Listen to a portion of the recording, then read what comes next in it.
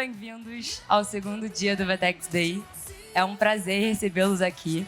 A gente quer construir aqui uma dinâmica bem interativa, bem dinâmica mesmo. Então, a presença e a participação de vocês é super relevante e importante. Já comecem a pensar, a refletir quais perguntas que vocês querem fazer e curiosidades que vocês querem tirar aqui com o nosso convidado especial. Então, ao final da nossa conversa, a gente vai abrir para o público. Tá? Então, vou fazer uma breve introdução aqui. Meu nome é Eduarda Coelho. Eu trabalho há 4 anos na VTEX. Hoje atuo enquanto Chief of Staff.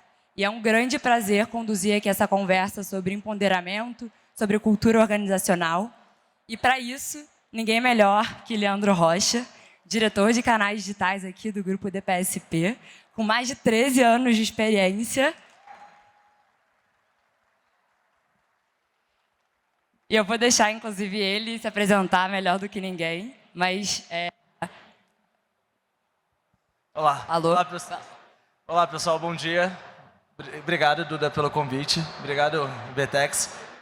Agradecer a participação de todos, time DPSP, parceiros de negócio. Estou vendo vários rostos conhecidos aqui na plateia hoje e vai ser um prazer compartilhar um pouco do case da DPSP que a gente construiu junto aqui com a DPSP. Vamos lá? Bora! Então, em primeiro lugar, muitos de vocês devem ver o grupo DPSP e se perguntar quem que é o grupo DPSP, né? O nome do grupo em si, quando a gente pensa, ele representa 2 bandeiras, 2 marcas muito reconhecidas que estão no mercado há mais de 100 anos. A gente fala hoje, por exemplo, do grupo DPSP formado pela Drogaria São Paulo, que aqui em São Paulo todos vocês conhecem, muito forte aqui em alguns estados além de São Paulo, e a Pacheco. Então, só a Pacheco tem mais de 130 anos, é uma farmácia super reconhecida no Rio de Janeiro. E aí, quando a gente pensa o tamanho da DPSP, Duda, a gente está falando de um grupo com mais de 27 mil pessoas, a gente tem mais de 1.500 lojas, em 2024 a gente está aqui almejando um faturamento de 17 bilhões de reais, chegando no patamar de 1.600 lojas. Então, trazendo um pouco da magnitude do grupo, a gente vai falar dos canais digitais aqui do grupo da DPSP. Em primeiro lugar, vou falar um pouco da missão, né? Muitos de vocês, quando a gente está falando de um ambiente de tecnologia, de um ambiente de e-commerce, mas muitos de vocês sabem o papel da loja física e o que a loja física representa na nossa estratégia de omnicanalidade. E quando a gente pensa na nossa loja física e o que a gente tem como missão, a gente sempre foi reconhecido pelo atendimento, sempre foi reconhecido por gerar valor aos nossos clientes. E quando a gente pensa num canal digital, o que a gente constrói no ambiente digital, a gente não pode perder essa essência, que é a missão de atender e ter o melhor tipo de atendimento aos nossos clientes, entregando e gerando valor. Então, quando a gente pensa nessa estratégia de atendimento e a gente olha o tamanho do canal digital da DPSP hoje e os desafios que a gente tem de garantir esse atendimento, eu vou primeiro só dar um pouco do tamanho e alguns grandes números do canal digital para vocês. A DPSP hoje opera num canal proprietário, a gente trabalha com alguns parceiros e a gente também está aqui desenvolvendo o nosso canal de Marketplace. Para 2024, a gente está estimando aí um faturamento próximo de 2,6 bilhões de reais, chegando próximo de 15% de participação dentro do faturamento da DPSP, que é aqueles 17 bilhões que a gente falou no slide anterior. E aí, Duda, quando a gente pensa no desafio de um canal de 2,6 bi, a gente tem que pensar no operacional desse negócio, né? E quando a gente olha a quantidade de pedidos, a gente está falando de 17 milhões de pedidos que a gente transaciona na plataforma, junto hoje com a VTEX. E esse pedido precisa chegar na loja, a gente precisa fazer o atendimento numa entrega rápida, numa entrega em 2 dias, em pedidos que tem 1 unidade, pedidos que tem 40 unidades. E isso é um desafio do nosso dia a dia e a gente tem batalhado bastante para garantir aquela experiência do cliente que a gente disse no slide que é a nossa principal missão. Então, esse é um pouco dos grandes números quando a gente fala da DPSP dentro do canal total empresa e quando a gente faz aqui uma análise específica do que é o canal digital do grupo. É uma evolução muito grande de 2020 para cá, a gente sai de 1% de penetração quando a gente fala em 2019, pré-pandemia, e a gente chega aqui nesse patamar de 15%, chegando provavelmente em dezembro, próximo de 17%, 18% de penetração. Então, essa aceleração tem sido algo incrível aqui dentro do grupo. Trazendo um pouco dessa complexidade, igual eu falei, a gente tenta usar todos os ativos disponíveis da DPSP ao favor da nossa omnicanalidade. Então, a gente tem hoje operações que são 100% dedicadas para o delivery, que é o nosso conceito de dark store. Então, por exemplo, uma única loja faz quase 20 milhões de faturamento usando pedidos especificamente do canal digital. A gente usa lojas que a gente faz um conceito de loja Polo. Então, essa loja é um atendimento físico, mas também no backstage da loja a gente faz uma operação 100% dedicada para o delivery. A gente usa as próprias lojas nossas como um canal de delivery. Então, todas as nossas lojas, eu vou falar mais para frente, têm operações de delivery. E, além disso, a gente usa os nossos centros de distribuição para dar um buffer, para dar uma profundidade maior de estoque. A gente tem mais de 4 bilhões de estoque dentro da DPSP e a gente deixa isso disponível através dos nossos canais digitais aos nossos clientes. E aí, dando um último zoom aqui um pouco da nossa operação, falando um pouco do que a gente está evoluindo na estratégia de acelerar nossas modalidades de entrega rápida, né? A DPSP começou lá em 2021 com 2% de participação em entregas até 2 horas. A gente fecha o ano com 8%. E agora a gente, em março, roda próximo de 17% das nossas entregas entregando o cliente até 2 horas. A gente fala até 2 horas, mas na média roda em 50 minutos, 1 hora. Então, esse é o principal foco da DPSP, que vai conectar um pouco na temática que a gente vai falar aqui do projeto. Então, para a gente conseguir entregar valor através do que a gente vai falar do Prateleira Infinita, a gente precisa dar essa possibilidade do cliente receber rápido. A gente está falando de remédio, a gente está falando de uso agudo, que a gente fala, que é quando você tem uma dor, quando você tem uma febre. Então, você não pode esperar 1 dia ou 5, 6 horas para receber um medicamento. Quando a gente pensa um pouco no que já é a DPSP em relação ao prazo de entrega, 85% dessas vendas já acontecem até 4 horas, e agora esse nosso desafio é reduzir esse número para 2 horas. Eu estou trazendo um pouco de alguns números só para dar um pouco de detalhe para vocês do que é a composição dos canais da DPSP. A DPSP hoje tem já 50% da venda vem de web, mas a gente tem vindo forte na transformação de trazer o app para metade dessa venda. A gente quer que até aí, o final do ano, no meio do ano que vem, 50% das nossas vendas já venham através dos nossos aplicativos. A gente tem feito um movimento legal de desenvolvimento, de melhoria, de features, para a gente conseguir gerar um valor melhor no nosso app. E quando a gente pensa aqui nas modalidades, a nossa penetração de retiro na loja é muito alta. A gente vai falar de frete, eu sei que a gente vai discutir um pouco da questão do custo de transporte, e essa é uma alavanca importante no segmento farma, o retiro na loja, e ele é importante na diluição do custo de frete. A gente vai dar um pouco mais de detalhe mais para frente. E aí, Duda, quando a gente começa a dar uma profundidade maior do que é a temática da nossa conversa de hoje, eu quero trazer alguns pontos que me colocando todo mundo aqui no papel de consumidor, né? A gente está muito focado como pessoas que estão em busca de tendências, de tecnologia, e-commerce. A gente fala, tem profissionais de produto, profissionais de negócio, profissionais de engenharia, tem um pouco de tudo provavelmente na plateia. Mas eu acho que uma única coisa que todo mundo aqui é igual é que boa parte de nós somos consumidores e a gente frequenta uma farmácia, ou para um medicamento, ou para um item de beleza, mas a gente sabe qual é a experiência. Então, pensando por que a gente construiu o projeto hoje de Prateleira Infinita da DPSP, eu vou trazer alguns exemplos para vocês do que é a experiência do cliente quando se trata de uma farmácia. Hoje, a gente tem escassez de produto que está vinculado à própria cadeia. O Ozempic, que é um remédio que todo mundo conhece, ele acaba tendo uma demanda muito maior do que a oferta e, por sinal, ele falta. E não é que ele falta na DPSP, ele falta na cadeia. Então, quando a gente pensa numa pandemia ou numa epidemia, a demanda, quando é muito forte, ela não necessariamente consegue atender aquela oferta e você começa a ter uma escassez. Mas a escassez pode ser numa loja, mas na outra loja pode ter o produto. Então, como a gente usa esse ecossistema da DPSP de lojas para não dizer não ao nosso cliente? Essa era uma das motivações. A gente pensa, por exemplo, em elasticidade de venda. Quando a gente faz uma ação de hard sell, ou quem aqui é mãe sabe que quando faz uma promoção de fralda, a gente vende muita fralda no único dia. Então, você conseguir acertar a demanda que cada loja precisa ter para conseguir suprir ali a promoção que a gente fez, esse é um outro desafio. A gente coloca 30 fraldas numa loja, vamos vender uma ação de hard sell, vou colocar 45, mas ela poderia vender 100. Então, você precisa acabar fazendo uma aposta na loja física. Então, a gente queria usar essa ferramenta da prateleira infinita também para dar um pouco dessa profundidade de eu vender um produto que eu não tenho na minha loja. E se eu tenho mais gente querendo comprar aquele produto, como que eu uso uma ferramenta para não dizer não a ele? Isso é bem interessante, né, Leandro? Porque isso acaba mudando também o papel do colaborador ali. Então, ele antes tinha muito um papel simplesmente de um vendedor, e a partir do momento que a gente expande as possibilidades de opções para ele, ele pode deixar de ser um vendedor, simplesmente se tornar um consultor, expandindo a um melhor custo-benefício para o nosso cliente, né? Como é que foi essa mudança de mindset ali? A gente tenta, Duda, focar muito na visão de uma relação muito pessoal. Na farmácia, o que diferencia você entrar numa farmácia X ou Y está muito vinculado à qualidade do seu atendimento e à solução que aquele balconista te dá para você resolver a sua dor. Então, para a gente gerar um diferencial, a gente tentou dar uma ferramenta atrás do balcão e mostrar para aquele balconista que o fato dele resolver o problema fideliza ele à loja. Ele não está gerando ali o e-commerce, não passa a ser um concorrente. Ele não está levando o cliente para um canal digital.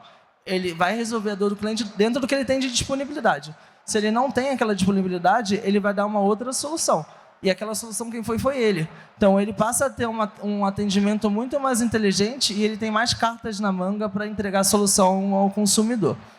E aí, quando a gente pensa, por exemplo, em outros desafios, a gente tem um desafio do próprio modelo de negócio. Quando a gente entra numa farmácia, a gente vê aquela farmácia disponível ali na nossa frente, a gente tem que entender que aquele é o estoque da loja. Atrás daquele balcão, ele não tem produto. Você tem um pouquinho de leite, um pouquinho de fralda, mas o teu estoque é o que está dentro da farmácia. Quando você pensa numa loja que tem 17 mil SKUs, 15 mil SKUs, você acaba tendo uma profundidade muito baixa de alguns produtos. Eu tenho uma unidade de um produto. Então, quando você tem uma demanda errática e uma pessoa quer comprar 3, 4, ela não consegue comprar. Quando você chega com uma prescrição médica com 6, 7 produtos, a gente fala, boa parte desses produtos são concentrados em curva A, B. 70%, 80% da venda está concentrado em poucos produtos. Mas dentro de uma prescrição médica, você pode ter um produto de curva E, um produto de curva D. Você vai falar não para o cliente, eu só consigo atender 80% da sua prescrição. A outra você vai ter que provavelmente ir numa outra loja, ir num concorrente. Então, eu não posso deixar ele sair sem a solução. Então, quando a gente pensou no problema, essa era uma frente que a gente queria atacar. Quando a gente pensa, por exemplo, também no desafio que a gente tem hoje com taxa de juros alta e a empresa ter que ter 1.800.000 de custo de estoque dentro de uma única loja, é um dinheiro da companhia parado, é um dinheiro de investimento parado. Então, como que a gente também reduz a quantidade de estoque que cada loja tem e a gente usa essa capacidade que a gente tem espalhada pelo Brasil para suprir sem a necessidade de ter que comprar mais estoque. Então, tudo isso fez, junto com a alavanca que a gente falou de marketplace, de dar uma profundidade até daquilo que você não tem em estoque. Então, quando você pensa numa farmácia, você poderia comprar uma cadeira de roda, você poderia comprar um item ortopédico, você poderia comprar um medicamento fitoterápico. Não necessariamente eu preciso ter 100% da solução dentro do meu sortimento. Agora, atrelando a prateleira infinita com o marketplace, você ainda dá uma outra opção dele vender aquilo que não existe dentro da própria empresa. Então, antes de construir a ferramenta, a gente tinha muito claro o que eram as dores de negócio, o que a gente, como negócio, precisava resolver. Então, esse foi o principal desafio, somando toda a liderança da empresa, trazendo o time de campo para discutir. A gente sabe o que a gente quer, os problemas que a gente sabe que a gente precisa resolver estão claros. Aí depois a gente foi pensar junto o que a gente ia construir de solução. Legal. E essa questão do estoque também me gera uma curiosidade em relação a... eu entendo que as lojas físicas elas respondem pelos resultados delas, né? O quanto o estoque era atribuído como responsável por um resultado ruim e o quanto vocês conseguiram enxergar que essa mudança vem acontecendo. Um indicador muito comum que a gente olha nas nossas lojas é a quantidade de transferências de produto entre uma loja e outra, né? Então, é muito comum a gente ver os índices de ruptura de uma loja, então a gente sabe quanto a gente deixou de entregar um produto ou quanto a loja está desabastecida em uma categoria específica e a gente consegue medir pela quantidade de transferências que uma loja faz em relação a outra. A solução que a loja dava para o cliente na prática era: volta daqui a pouco que eu vou trazer o produto de uma outra loja. Mas a gente sabe que hoje, no conceito que a gente tem de farmácia no Brasil, se você deixa seu cliente sair da sua loja, ele vai comprar em outra loja. Você tem hoje uma loja do lado da outra, atravessando a rua, você não pode deixar o cliente sair sem essa solução. Então, a gente conseguia medir isso e a gente usa esse indicador da transferência também para medir a qualidade que a loja está usando a ferramenta da prateleira infinita. E quando a gente pensou na solução, esse é um projeto, assim, também não vou tentar fantasiar e mostrar de uma coisa fácil. Ah, foi fácil fazer. Esse é um projeto da empresa de quase 4 anos. A gente pensou em algumas alternativas de como resolver esse projeto. A gente começou com uma primeira etapa de tentar usar o sistema que a gente usava no call center. Então, vamos pegar o sistema que a gente usa no call center, vamos colocar nas nossas lojas, vamos treinar o nosso balconista e vamos fazer ele usar. Quando a gente colocou esse sistema na loja, o primeiro passo é a dificuldade do front, né? Você tem que aprender uma usabilidade, você tem que acertar qual é o botão novo. É uma ferramenta totalmente focada no atendimento de call center com uma usabilidade de um cliente no telefone. E o cliente que você está atendendo nesse momento, ele está na sua frente, no balcão da loja. A gente também teve muita dificuldade porque o cliente precisava logar, receber um link, fazer um pagamento através de um link de pagamento. E quando gerava um pouco de complexidade, ele desistia. Por mais que você pudesse resolver a dor dele, ele falava, não, eu prefiro atravessar a rua e comprar no concorrente. E esse desafio a gente voltou e a gente tirou aprendizados desse primeiro bloco. Depois a gente tentou pensar em uma solução de prateleira. Em vez de a gente trazer algo que a gente tem muito fornecedor bom que tem soluções para apresentar isso para a gente.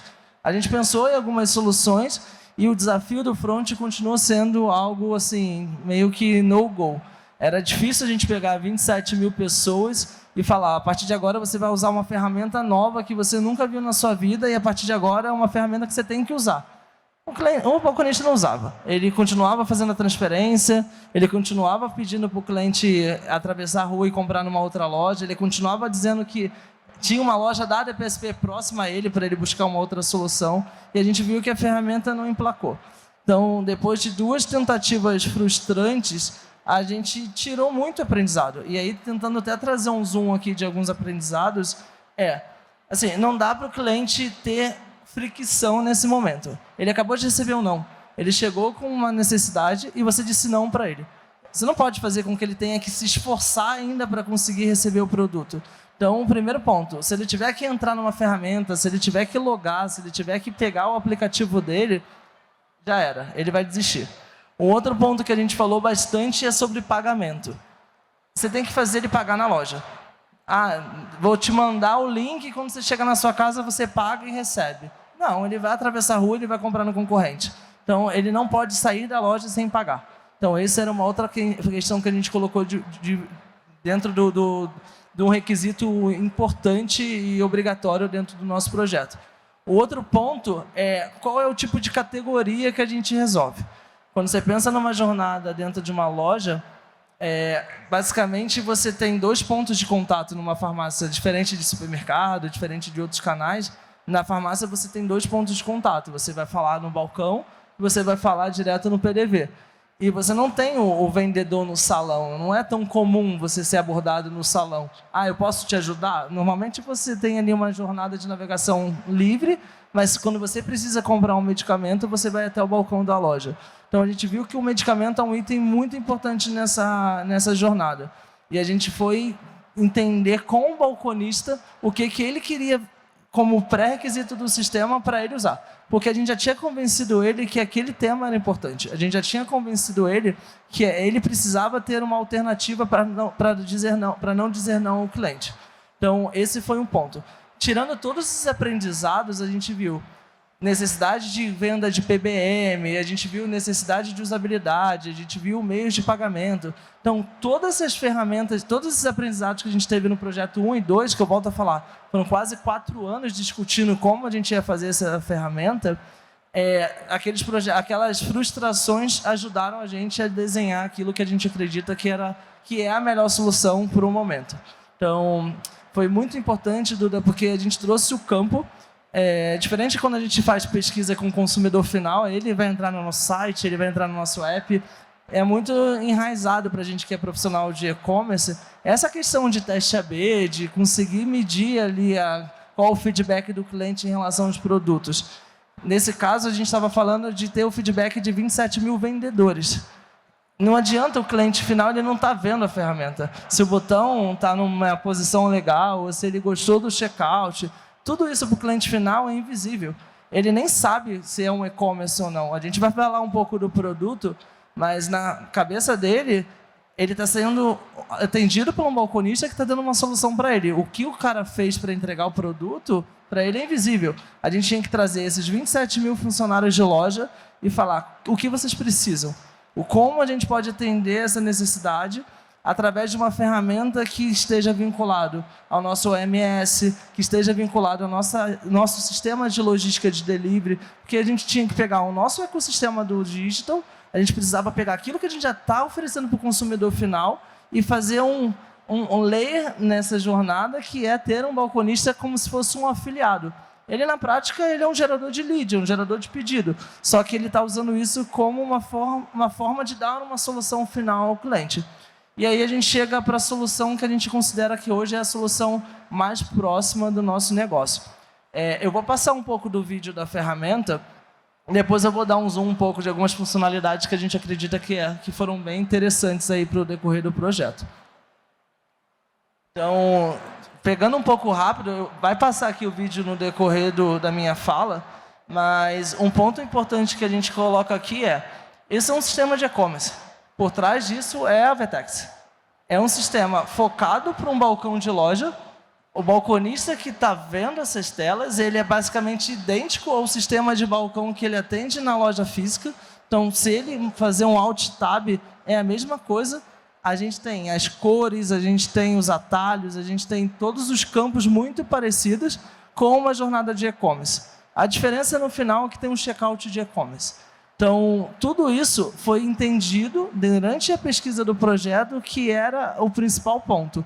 E quando a gente pensa nos parceiros de negócio, muitas das vezes a gente usa um front já estabelecido. E esse era um no-go. A gente precisava de um front próprio da DPSP.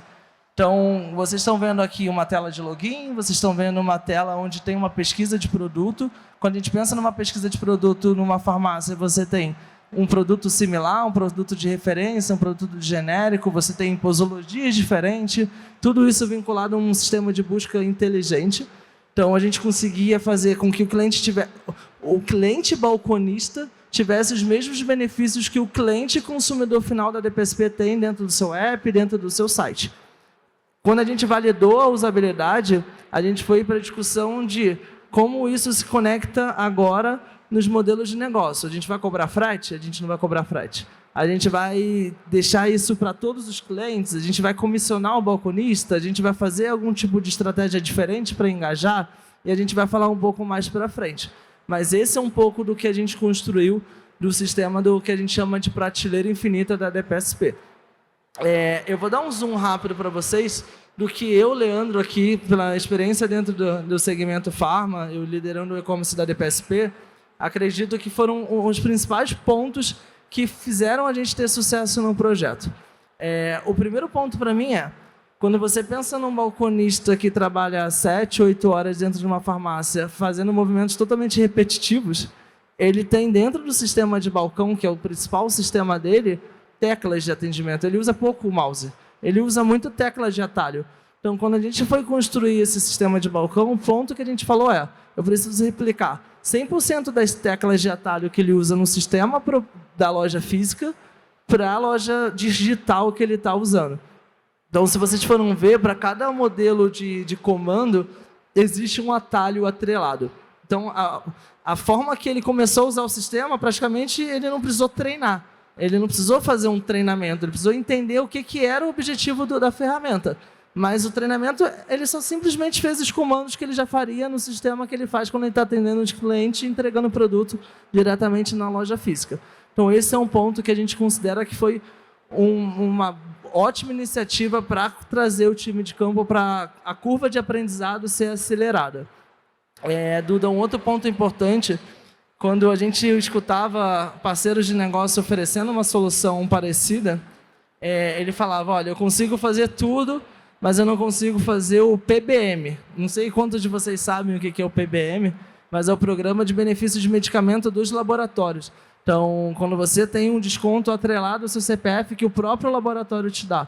Então, o próprio Ozempic é um medicamento que tem um programa de laboratório atrelado.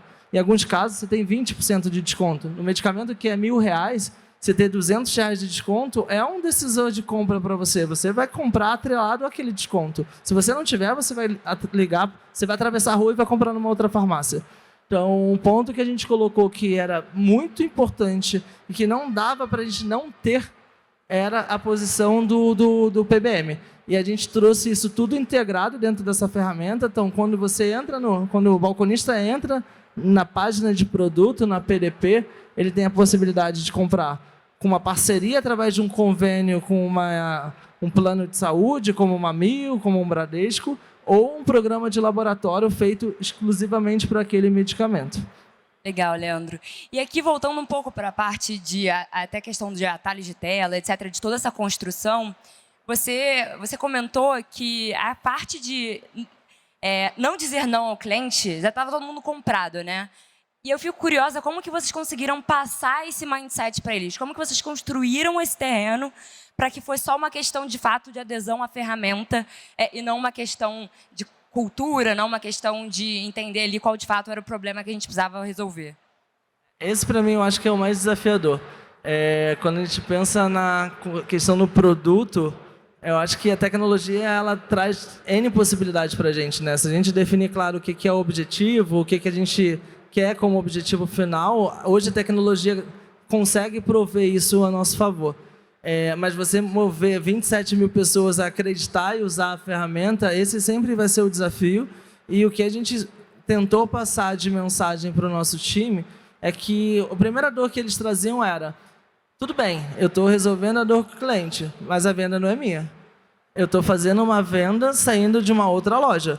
Quem vai entregar aquele produto é uma outra loja. Ela vai receber aquele faturamento. Eu coloquei energia no atendimento, eu convenci o cliente a receber aquela prateleira infinita e eu não recebo a venda. Então, a gente discutiu muito como a gente faria o engajamento. Seria comissionar esse balconista e ir no conceito de uma atribuição de venda, então você vai receber um pedaço daquela venda. Mas um ponto que a gente vende muito hoje dentro da DPSP e coloca isso na nossa cultura é que o atendimento, como a gente disse na missão, é o nosso foco, é o nosso diferencial. E a gente precisa entender que resolver a dor do cliente, por mais que você não tenha aquela venda, Duda, você resolveu a dor do cliente que é seu. Ele vai voltar na sua loja. Ele não sabe de onde sai o produto, igual eu falei, mas ele sabe que a Duda, no balcão, resolveu o problema dele. Então, quando a gente começou a disseminar isso para o time, eles conseguiram entender que hoje a venda não é minha, mas a Duda vai fazer talvez uma outra loja, esse mesmo movimento que vai cair para mim. Então, em alguns momentos você vai ceder a venda para uma loja parceira, que esse é um outro benefício da DPSP, né? A gente está falando de 1.600 lojas que são lojas próprias. Então não tem um desafio, sim, de franquia, que a gente sabe que é um desafio aí mais complexo. Mas todas as lojas da DPSP são lojas próprias. Então esse movimento foi: eu gero uma venda para uma loja próxima e, em contrapartida, uma outra loja vai gerar venda para mim e a gente vai usar esse ecossistema de estoque para resolver a dor do cliente. Então a gente passou essa mensagem: você precisa resolver a dor daquele cliente porque ele vai voltar na sua loja. Independente da venda, ele vai voltar lá porque você deu uma solução para ele. Eu quis comprar um remédio, você não tinha um remédio, você fez ele chegar na minha casa, de graça. Que a gente parte do princípio que esse é um ponto super importante do modelo de negócio. A gente parte do princípio que se o cliente chegou no balcão e ele não tem o produto que ele quer, a culpa é minha. Ele tem uma demanda, eu deveria propor aquela solução para ele. Se eu não tenho estoque, eu vou te entregar de graça. Porque a minha ineficiência não pode gerar uma despesa adicional para você. Então, o modelo de negócio da prateleira infinita da DPSP hoje é: você vai chegar na loja, se você não tiver o produto, eu vou te entregar na modalidade mais rápida disponível, que é até 2 horas, de graça. Então, a gente partiu desse princípio. Você vai atender o cliente, vai entender que o que importa neste momento é dar a solução para o cliente. E aí isso agora está começando a ganhar corpo e a gente conseguiu hoje jogar isso dentro da cultura da DPSP. Legal, Leandro. E até tem um ponto que você trouxe em relação à questão do frete, que também acho que é um ponto interessante, que é como vocês disponibilizam isso de graça e ainda assim conseguem ter resultados lucrativos, resultados positivos. Como vocês organizam isso para chegar nesse resultado? Tem 2 pontos importantes aqui no modelo de negócio de uma farmácia, né? O primeiro ponto eu vou falar, está atrelado no slide que eu falei mais cedo, que é a quantidade de venda que a gente faz hoje através do retiro na loja. O fato da gente ter uma capilaridade, ter muitas lojas espalhadas, você está muito próximo do consumidor. E quase sempre você, às vezes, não tem nenhum custo de frete. Você não tem a despesa de logística para entregar o produto. O próprio cliente está indo na loja. Então, o fato de a gente ter 60% da venda nessa modalidade, isso reduz muito a nossa despesa de logística. Então, ele gera um espaço para a gente conseguir oferecer uma solução de graça nesse caso. O segundo ponto é um conceito de LTV. Assim, a gente tem que lembrar que aquele consumidor que talvez não achou um único produto, ele gasta com você 14, 13 mil reais no ano. Então, o investimento de frete para um cliente que gasta 12 mil reais no ano é muito baixo. Eu não posso gerar uma frustração para um cliente por causa de 10 reais. Então, a gente parte do princípio que a fidelização daquele cliente, a frequência de compra dele maior, faz esse investimento do frete diluir no custo total que ele tem com a DPSP no decorrer do ano. E aí, quando a gente olha também, Duda, pensando um pouco até nessa questão de logística, um ponto que a gente precisa entender é: eu estou criando uma venda digital no balcão da loja. Em contrapartida, eu preciso entender onde esse pedido está. Porque se você comprou no balcão, você não vai ligar para o saque. Você vai lá para o balconista. Eu confiei em você. Você disse que ia chegar na minha casa. Então, eu não posso falar, olha, eu te vendi o produto, mas se você quer saber onde ele está, liga para o saque da DPSP e pergunta. Já era, morreu o projeto.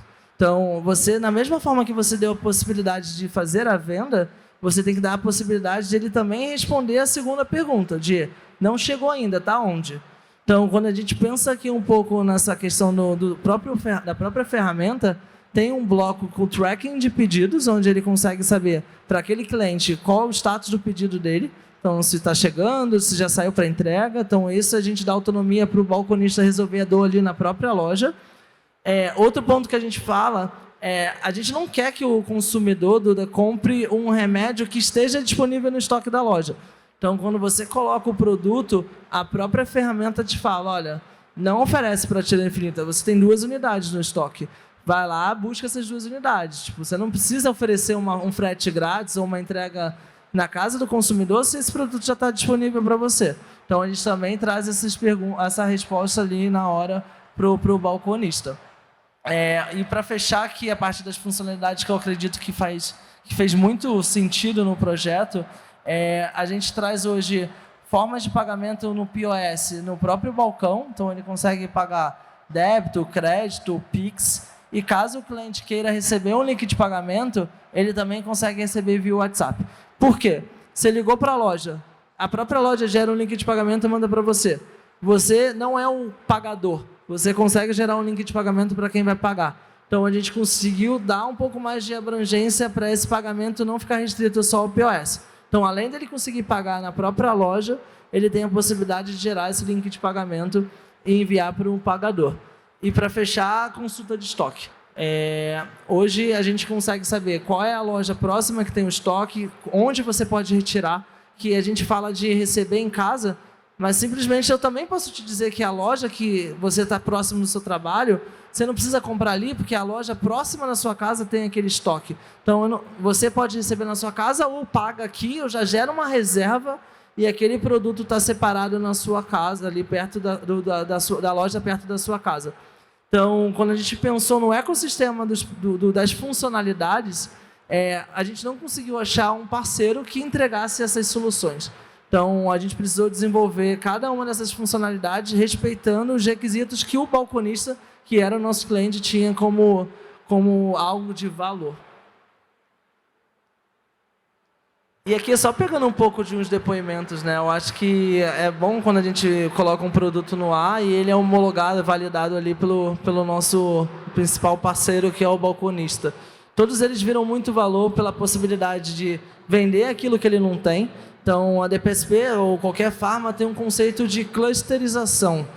Você pode ter produtos que tem numa loja e não necessariamente ele está no mix de uma outra loja. Então, você tem, por exemplo, um SkinCeutical, que é um produto com valor super alto, que às vezes ele não tem esse produto numa loja, talvez, do interior.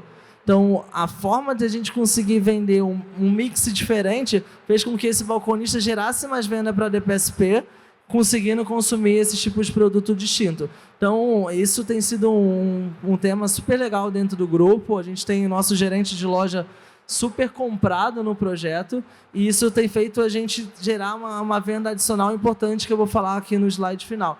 Mas antes disso, eu só quero explicar um pouco como a gente conseguiu jogar isso para as nossas lojas, né? A gente fez um trabalho importante de engajamento com o nosso time de RH, que é, primeiro passo, trazer multiplicadores.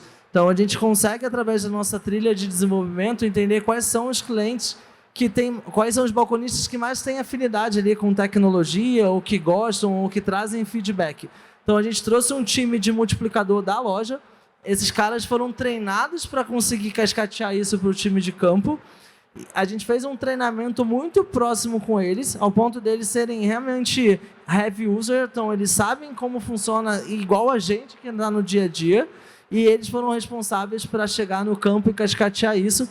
A gente fala hoje de uma empresa que está espalhada em 10 estados e mais de 200 cidades. Então, trazer esse conceito de jogar pessoas que conseguem resolver essas dúvidas no campo foi um fator de sucesso aqui na implementação do projeto.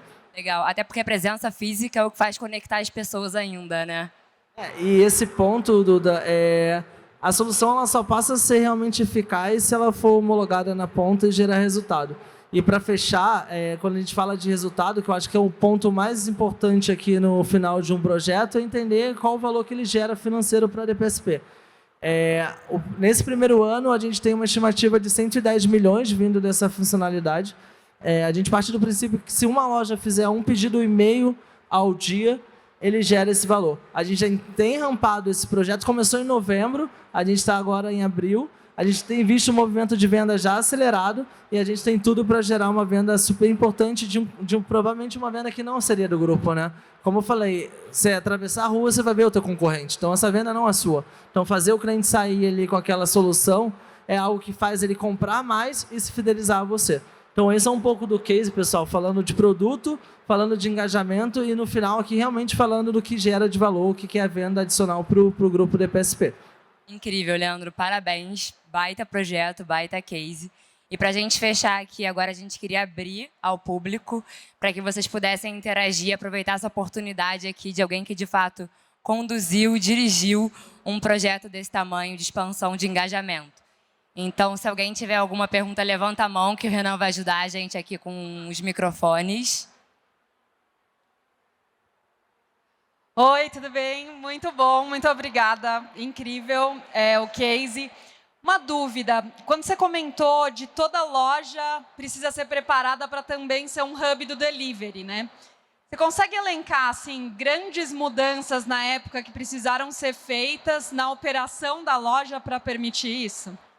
Legal. Eu acho que um ponto, quando a gente pensa, isso nasceu meio que a fórceps, né? Então, quando a gente pensa na transformação da loja virar esse hub, foi num momento inevitável de pandemia e a gente precisava convencer uma farmácia que não estava fechada, que estava recebendo uma demanda até adicional, que ela já estava acostumada, a fazer um pedido de um Rappi, de um iFood, de um canal proprietário, de um motoboy parando na porta da loja. Então, um ponto que a gente discutiu muito, além dos processos, é a ferramenta, é como que aquele pedido desce, é como que ele fica claro. E a gente foi discutir todo o conceito de produtividade. Quanto tempo demora para separar um pedido? E isso foi uma construção, assim, a gente primeiro gerou a venda para depois voltar e ajustar a casinha. E hoje a gente tem todas as nossas lojas já fazendo essas modalidades de delivery e um ponto importante é o valor adicional de venda que gera para aquela loja, né? Hoje a loja não consegue mais viver sem essa venda digital. Então, 13, 14, 15% da venda dela vem desse canal. Então, ela sabe que se ela tem um cliente no balcão, mas o motoboy ali também é um cliente sendo representado. Então, a gente conseguiu gerar esse engajamento muito vinculado ao que gerou de valor adicional, venda incremental, e as nossas vendas médias têm aumentado muito com essa venda incremental vindo do canal digital. Eu acho que o valor, o resultado e o que a gente gerou também de melhoria de usabilidade nas ferramentas para isso acontecer, tá? Boa, legal. Mais alguma pergunta?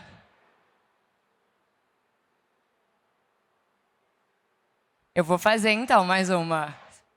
Não está funcionando o seu?